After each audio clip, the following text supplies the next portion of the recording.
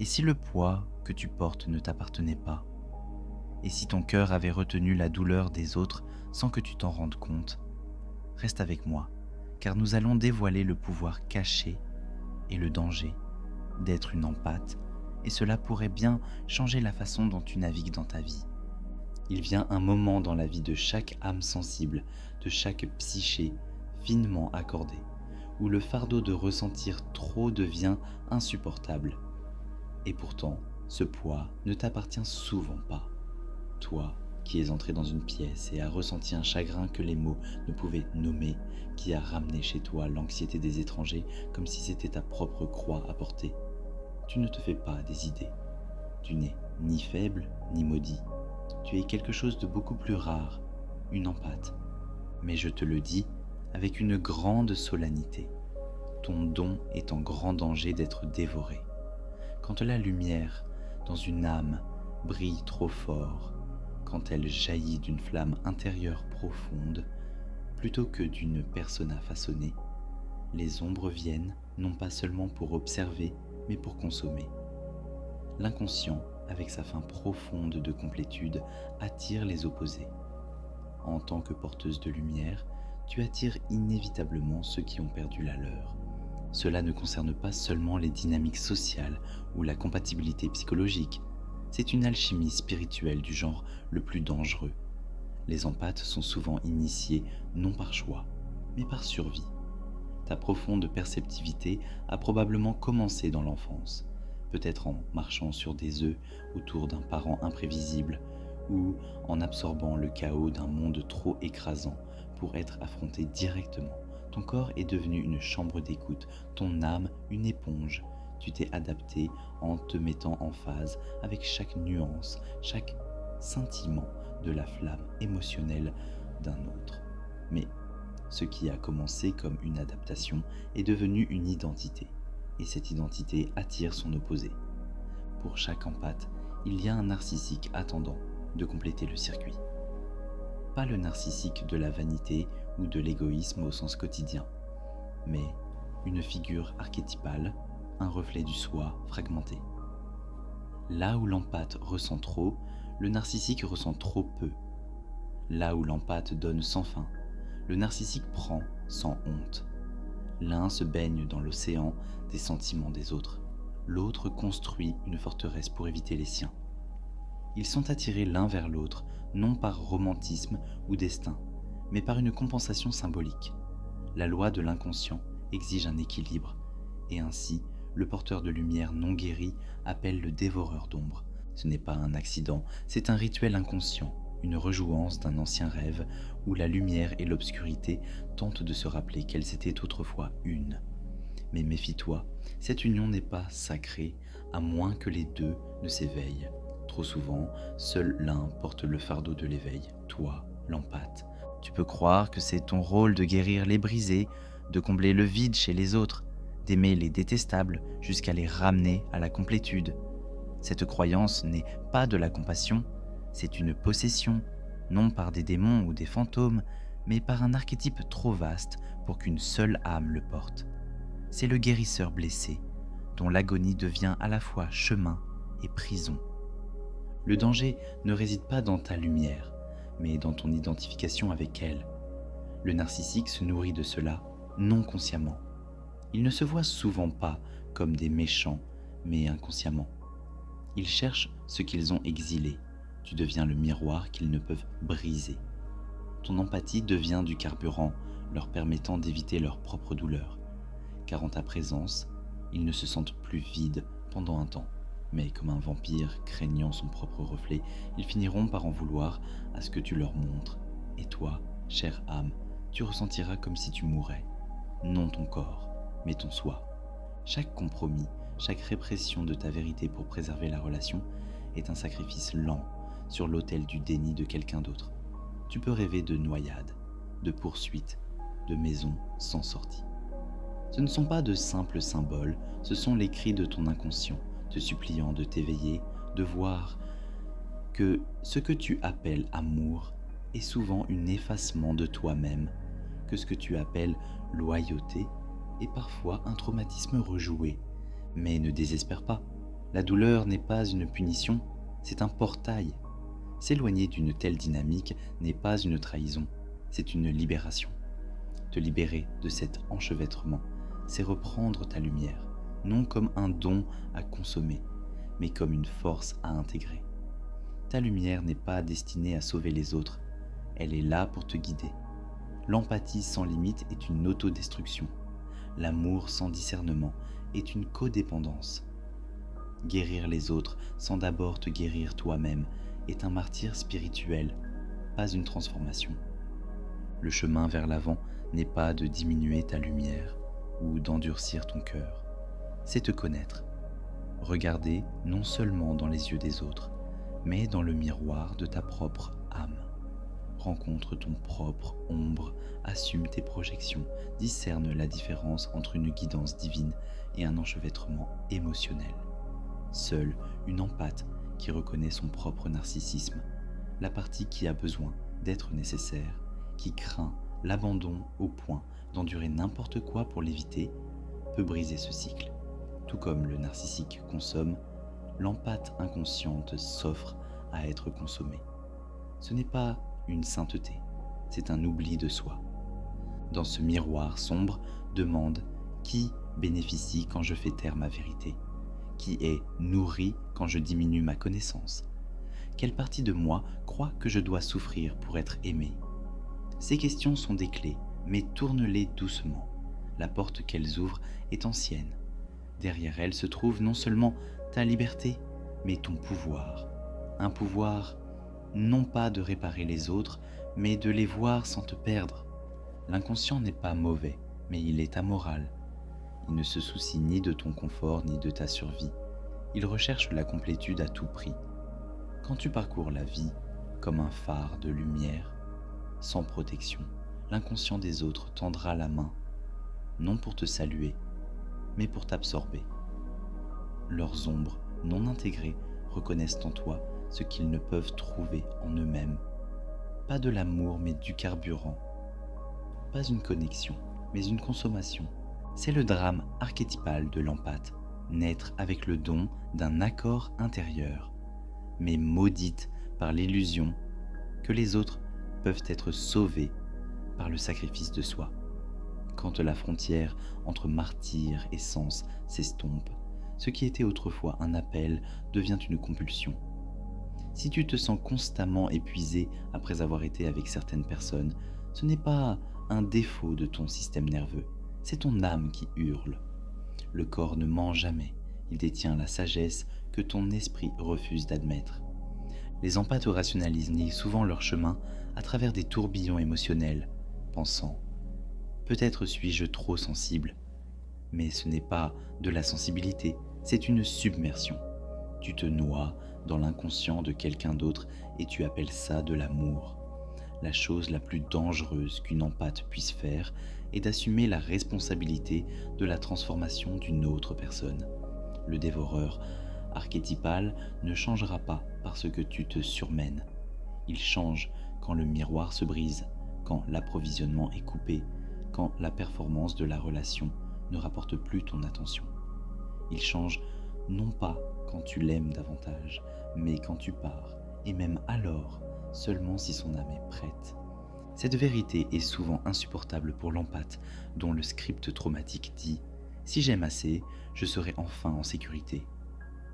Tu as appris cela dans l'enfance, apaisant les colères des adultes, anticipant les humeurs de ceux qui tenaient ta survie entre leurs mains.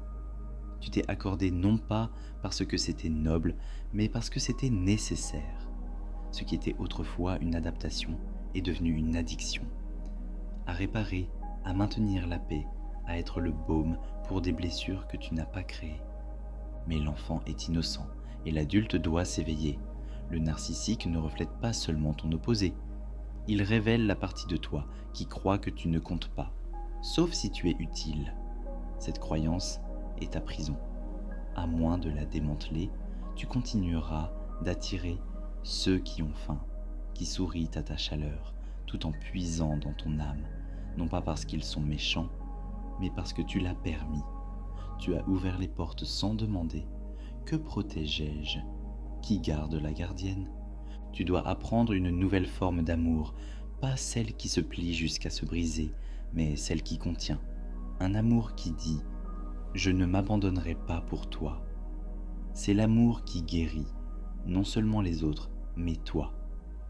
Voici le paradoxe.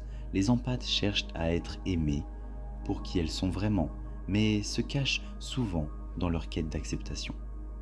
Elles se métamorphosent, éditent, absorbent, s'adaptent jusqu'à ne plus reconnaître leur propre reflet. C'est la blessure et l'avertissement. Si tu ne reviens pas à toi-même, les autres se nourriront de toi, non par malice, mais par nécessité. Si tu refuses de poser des limites, la vie les imposera pour toi, dans l'effondrement, l'épuisement, la rupture de l'illusion que l'amour équivaut à la douleur. Le mythe de l'empathe n'est pas seulement personnel, il est collectif. Tu portes la douleur de ta lignée, les rêves d'ancêtres qui n'ont jamais été vus, jamais entendus, jamais tenus. Ton cœur est un temple pour un chagrin inexprimé, mais ta tâche n'est pas de le porter plus loin, c'est de le transmuter.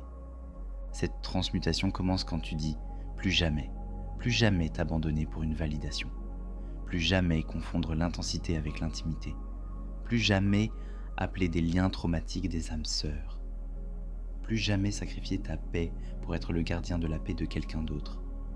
Le monde n'a pas besoin de plus de guérisseurs épuisés, il a besoin de ceux qui s'éveillent, de ceux qui sont entiers, de ceux qui protègent leur énergie par le discernement. Le discernement est le courage tranquille de nommer ce que tu ressens avant que cela ne soit commode, la pause sacrée avant de dire oui quand ton âme crie non, l'acte de te choisir, non pas par égoïsme, mais par responsabilité spirituelle. Si ton puits est à sec, quelle vérité peux-tu offrir? Tu n'es pas trop, tu ne l'as jamais été, mais tu as trop donné à ceux qui ne pouvaient pas le tenir. Ce n'est pas ta faute, c'est ton schéma. Et les schémas, une fois rendus conscients, deviennent des portails.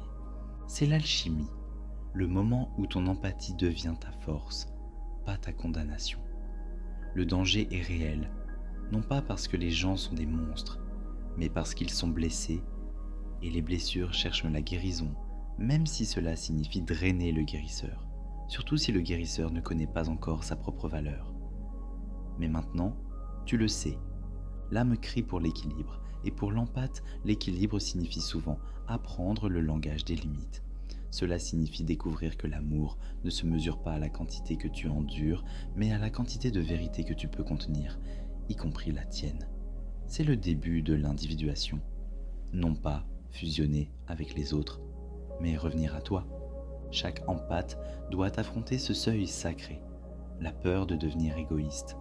Mais cette peur n'est pas ton moi supérieur, c'est l'écho d'une vieille programmation qui t'a dit que tes besoins étaient gênants, tes sentiments trop bruyants, ta vérité trop coûteuse. Combien de temps payeras-tu ce prix? Combien de fois trahiras-tu ton intuition parce que quelqu'un d'autre semble triste? Combien de nuits passeras-tu à résoudre des émotions qui ne t'appartenaient jamais? Le cœur de l'empathe est une boussole, mais seulement si tu le laisses d'abord pointer vers l'intérieur. Si tu ne t'accordes qu'au chaos autour de toi, tu deviens une antenne pour la souffrance. Mais si tu tournes cette sensibilité vers l'intérieur, elle devient une vision de ce qui est réel, de l'architecture de ton âme, des énergies subtiles qui murmurent « cela t'appartient et cela ne t'appartient pas ». Quand une empathe s'éveille, elle cesse de s'excuser, de se rétrécir, d'expliquer trop ses limites à ceux qui profitent de leur absence. Elle brille, non pas comme des lanternes pour l'obscurité des autres, mais comme des torches féroces et enracinées. Elle ne mendie plus une place à la table de quelqu'un d'autre. Elle construit son propre autel, non pas de martyr, mais de vérité. C'est ce que le monde craint, l'empathe qui se souvient de son pouvoir. Quand tu te souviens, tu cesses d'être facile à manipuler. Tu cesses d'être disponible pour un vampirisme émotionnel déguisé en connexion. Tu cesses de confondre le chaos avec la chimie. Tu commences à demander Cette relation honore-t-elle celle que je deviens? Cette question est une épée qui coupe à travers l'illusion, un filtre que chaque lien doit passer. Cela ne signifie pas que tu deviens froide, cela signifie que tu deviens clair, et la clarté est l'expression la plus féroce de l'amour. Pas tout le monde qui prétend avoir besoin de ta lumière est destiné à l'avoir. Certains viennent avec des blessures charmantes et des histoires magnétiques. Certains pleurent dans tes bras tout en aiguisant des dagues dans ton dos. D'autres t'aiment vraiment, mais seulement la version de toi qui reste assez petite pour ne pas menacer leur stagnation. Ta lumière est sainte, mais ce n'est pas de la charité. Tu ne dois pas ton âme à chaque main tendue. Même Christ avait du discernement. Même les saints s'éloignaient quand un guérisseur avait besoin de repos. Si tu ressens une attirance vers quelqu'un, demande: est-ce une résonance ou une répétition? Est-ce de l'intuition ou une vieille blessure cherchant une résolution? Pas chaque attirance est sacrée. Parfois, c'est un traumatisme déguisé en destin. Ton enfant intérieur murmurant: peut-être cette fois je serai choisi. Mais tu dois te choisir en premier. Deviens le parent que ton cœur blessé n'a jamais eu, le gardien qui dit: je ne t'abandonnerai plus, même pas pour l'amour. L'avertissement final aux empathes n'est pas que les autres sont dangereux, c'est que ton besoin non guéri d'être nécessaire est le plus dangereux de tous. Quand tu nourris les autres avec ton essence, croyant que l'amour doit coûter ta vitalité, tu répètes l'ancienne histoire de l'effacement de toi. Cette histoire ne mène pas à la libération, elle mène à l'épuisement. Mais quand tu vois le schéma, le tien, et dis: je comprends maintenant, tu reprends le stylo. Tu écris un nouveau chapitre où tu n'es pas une éponge pour les émotions du monde, mais un vaisseau pour la vérité, où ta lumière ne vacille pas d'épuisement, mais brûle avec une intention ferme. Cet objectif n'est pas de sauver les autres de leur obscurité, c'est d'incarner la vérité que la complétude est possible, non pas en absorbant la douleur, mais en la transformant. Empathe, ton don n'est pas ta souffrance, c'est ta vue, ta capacité à ressentir ce que les autres ne peuvent pas, à percevoir ce qui est caché. Mais avec ce don vient la responsabilité de le protéger, de le garder, de le révérer. Que ton oui soit sacré, que ton non soit un sortilège qui scelle ton champ énergétique, que ta présence soit une bénédiction, mais jamais un buffet. Tu n'es pas la réponse à la fin de tous, tu n'es pas un remède, tu n'es pas une sauveuse, tu es une âme souveraine et vue. Et quand tu croiras enfin cela, le monde cessera de se nourrir de toi et commencera à te respecter. As-tu déjà ressenti un épuisement causé par les émotions de quelqu'un d'autre? Partage ton histoire dans les commentaires. J'adorerais savoir comment cela résonne avec toi. Si cela a touché ton âme, clique sur le bouton d'abonnement et mets un like à cette vidéo. Continuons à explorer ensemble le pouvoir de l'empathie.